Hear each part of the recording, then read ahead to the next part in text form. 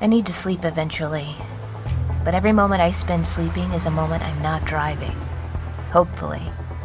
And this is one long, long drive. But it's okay because I have a good story to tell on the way. Let me tell you about how we broke into a police station.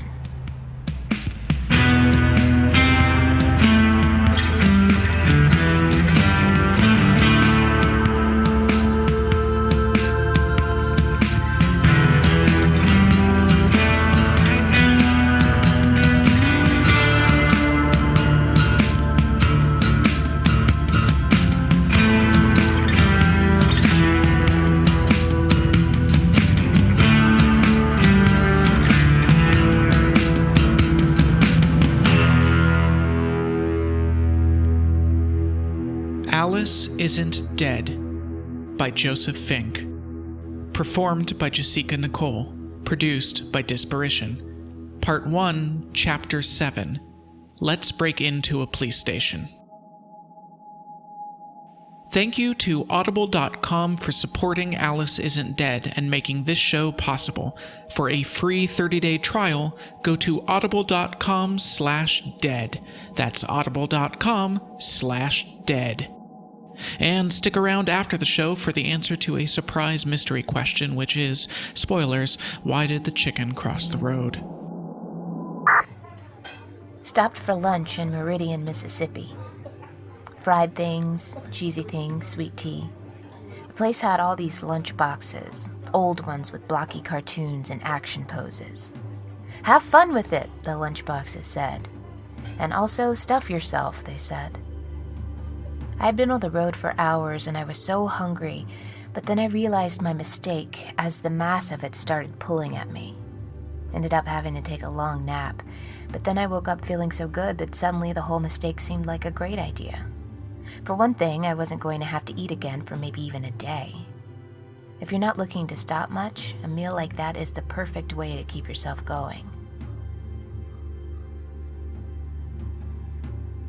I grabbed a quick shower, my first in, well, if I'm honest, a while, at the Motel 6 next door. I watched the water pool around my feet in the beige bathtub. Somehow I couldn't look away. I stood there for a long time, watching water run through my toes. And then I was back in a driver's seat and back on the road and back out of Mississippi.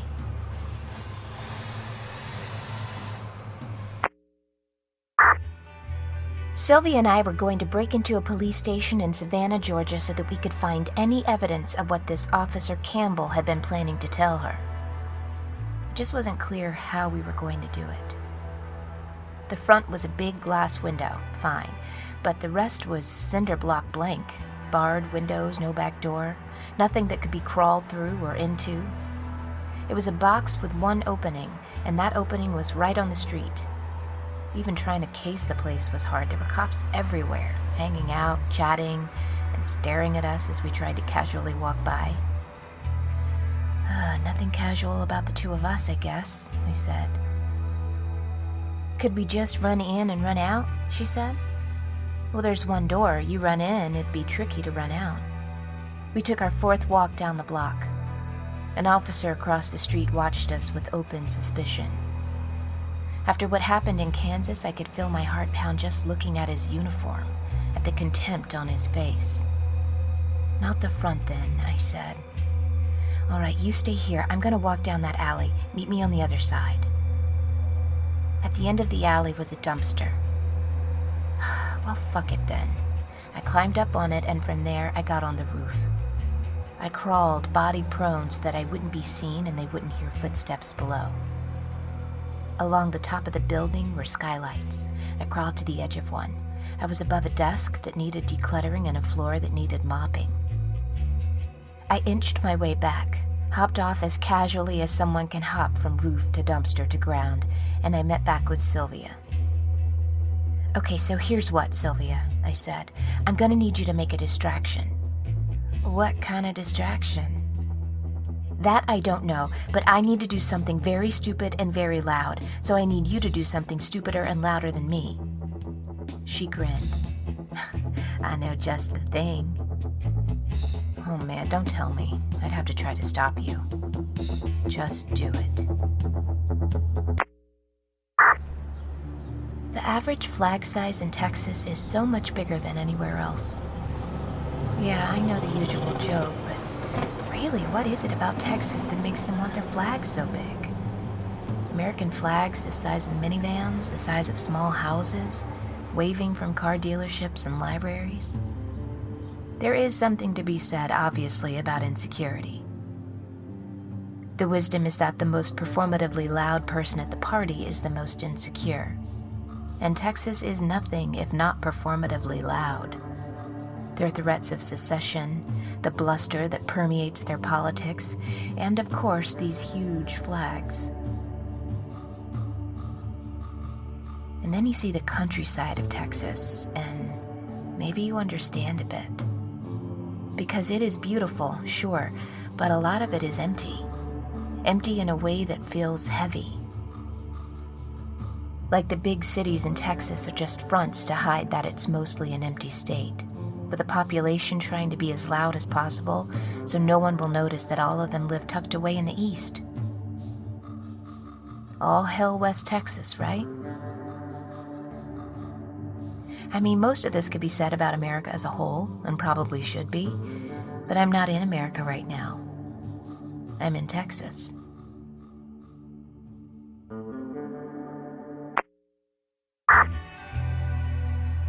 I got back on the roof and I waited.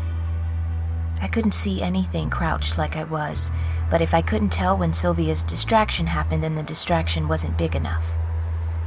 I waited, and I knew that something had gone wrong and she had been caught, and I had aided and abetted her into this nonsense. And then the distraction came, and it was big enough. Here's what she had done. She had gone a few blocks, broke into a car, hot-wired it, pointed it at the glass front of the station, gave it a rev, and rolled out. It wasn't going fast enough to hurt anyone. It didn't do much more than make a loud noise as it took out the glass, but not something that you could stop either. Some of them ran after her, but she had planned out a route that got her into hiding before they could even turn the corner. She'd been on the road by herself a long time, and a kid in a place this dangerous, the one thing they know more than any other thing is how not to be noticed. When the car came through, everyone ran to it. I started stomping until the skylight gave. The sound was so loud, but the car hadn't stopped moving. It was taking out desks now on its way to the reception's area's wall. I jumped down. There were 5 desks, and I wasted a good 30 seconds checking them until I found the one with Ben Campbell's nameplate. By that point, I had no time to look at what I was grabbing. I took every scrap of paper I could find on top of and inside of his desk, and I threw it into my bag. It was time to get out of there. You can probably see the problem here, but in the heat of the moment, I had missed it. I'm not a professional at this.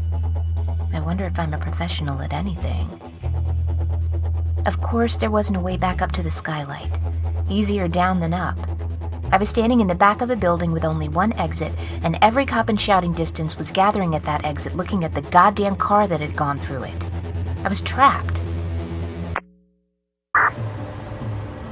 Wow, those cactuses. No, cacti, right? Why do we insist on using Latin plurals for some words?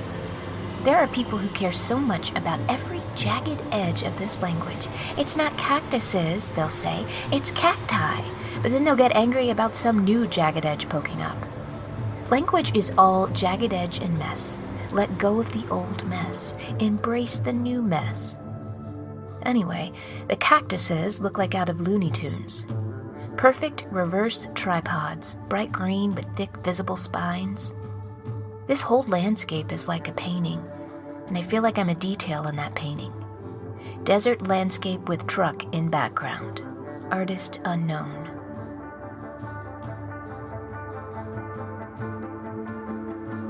Oh, that was a turnoff for Sedona. Maybe I should go there, buy some crystals, find a vortex, relax. Maybe I should just get some coffee from a vending machine at a gas station.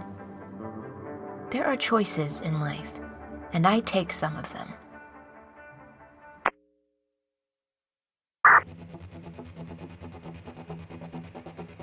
It had been maybe less than a minute.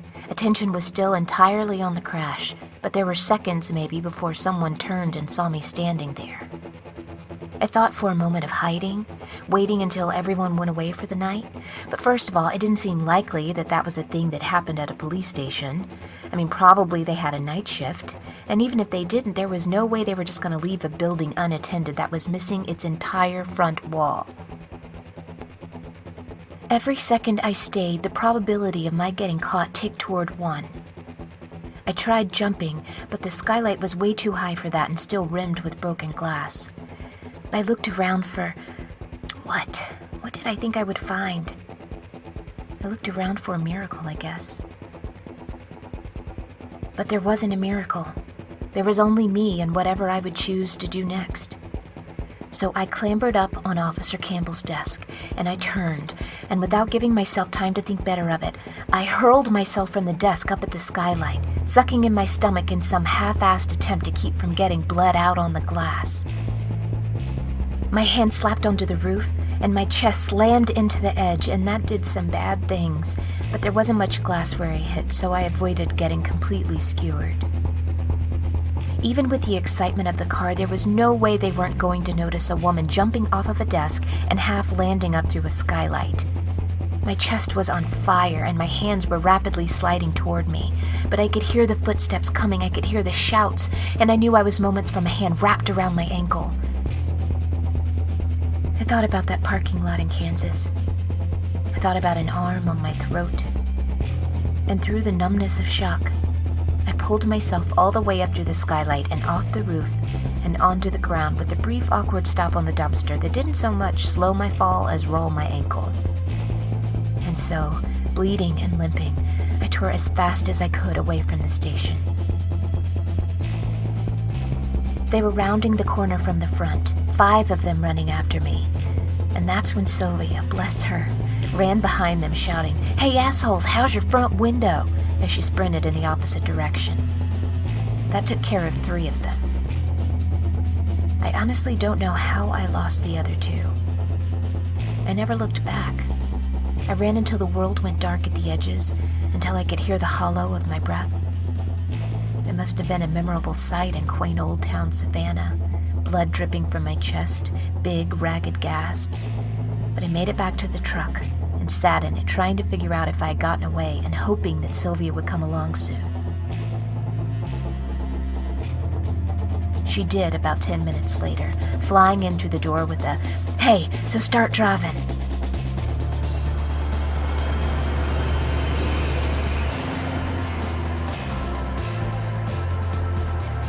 We were about a half hour out of town on the highway when we started laughing. Every time we glanced at each other, another wave would come. I laughed until there was no sound, only shaking, and then I had hiccups for the next 2 hours. And that's how we broke into a police station.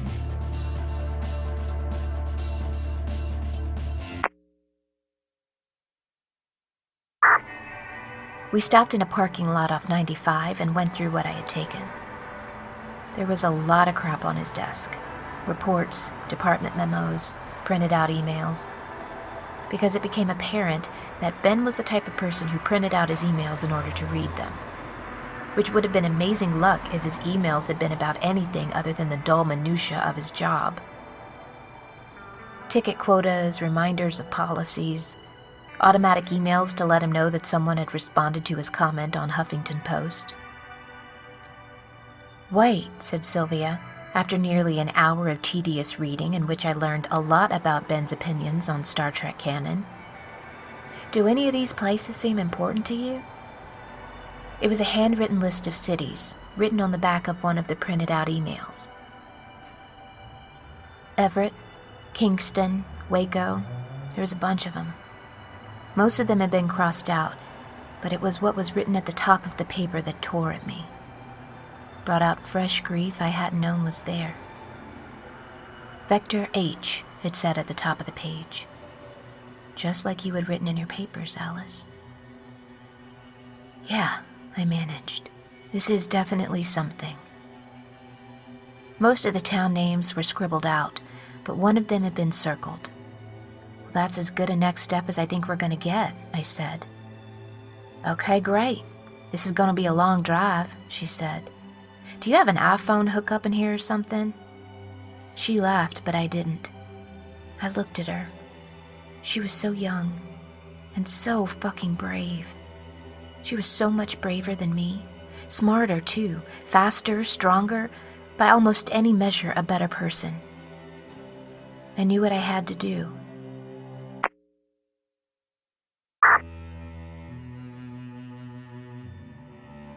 Well, you can kick me out if you want, she said.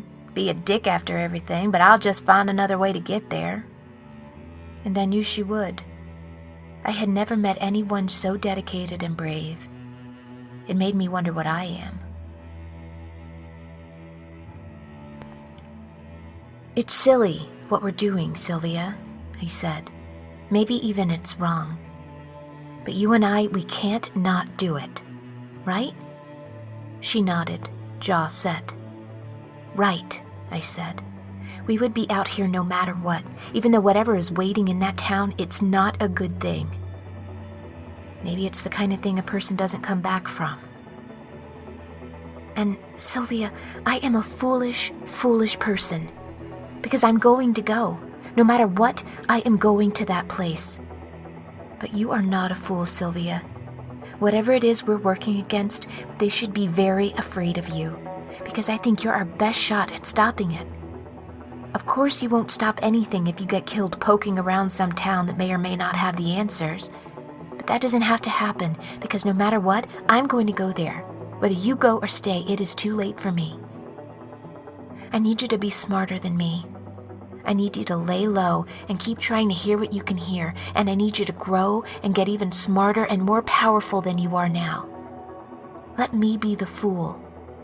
You be the one that lives. Whatever needs to be done in that place, I will fucking do it. I really will. And if I fail, then you will be right here, alive and ready. I didn't say please. I didn't try to touch her shoulder. Either she agreed with me or she didn't. She was old enough to know which. She glared at me. Her arms were crossed. Then she uncrossed them and pulled me into a hug. Okay, she said. Okay. She shook through our hug. Her tears soaked into the shoulder of my t-shirt. She let me book her a room for a few weeks at an extended stay America. I don't want to say where. I might have finally found a secret I need to keep from you, Alice. Well.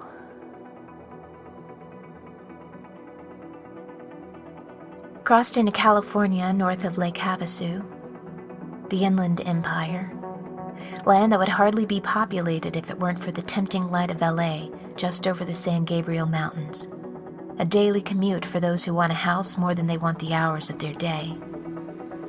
Land that would be uninhabitable if it weren't for the water brought in by canal, portioned out to farmers, who then sell their portions to the thirsty cities, making them nothing but water farmers. Foreclosures and cabbage and Vaughn supermarkets. The Inland Empire. Past a town called Needles. Get on 15 at Barstow, and then 2,400 miles from Savannah, I pull into the town that was circled on Officer Campbell's list. Victorville, California.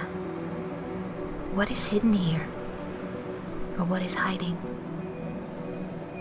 I suppose I'm about to find out.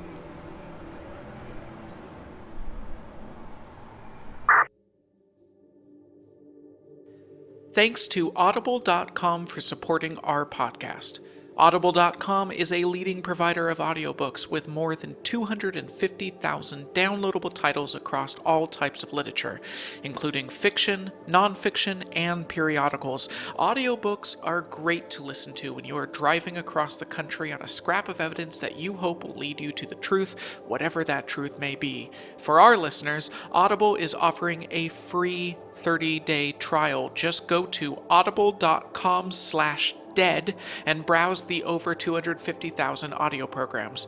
Pick a title you like, download it for free, and start listening. It is that easy. One audiobook you could consider is Welcome to Night Vale by Joseph Fink and Jeffrey Craner. If you like Alice Isn't Dead, then this novel is hours of weird storytelling from the same people that brought you this show. You do not need to have heard the Night Vale podcast or even know what it is. You just need to be willing to let us take you somewhere distant and strange. And you could be listening to that distant and strange place right now for free. All you need to do is go to audible.com/dead to get your free 30-day trial. That is audible.com/dead. And now the answer to our riddle: why did the chicken cross the road? Because time moves so slowly, doesn't it? Only sometimes it moves so fast. Some days the morning is done by 9. Some afternoons linger long after sunset. What time is it, you'll ask? What time is it? You'll ask over and over for years, a repetition of thousands throughout your life. What time is it? What time is it? Time moves so slowly, doesn't it? Only sometimes it moves so fast. But it was only just morning, but I only just had lunch. Is it evening already? When will the morning come again? When will the morning come again? It's been so dark for so long. When will the morning come again? Time moves so slowly, doesn't it? Only sometimes it moves so fast. And that is why the chicken crossed the road. Look at our logo. Go ahead, get out your phone or computer and look, unless you're in the driver's seat of a car. If it's a self-driving car, go ahead and look. See that logo? You could have that amazing slice of pulp design on a t-shirt or poster. Go to nightvalepresents.com to get those. This has been a production of Night Vale Presents. Find out more about us and our shows at nightvalepresents.com.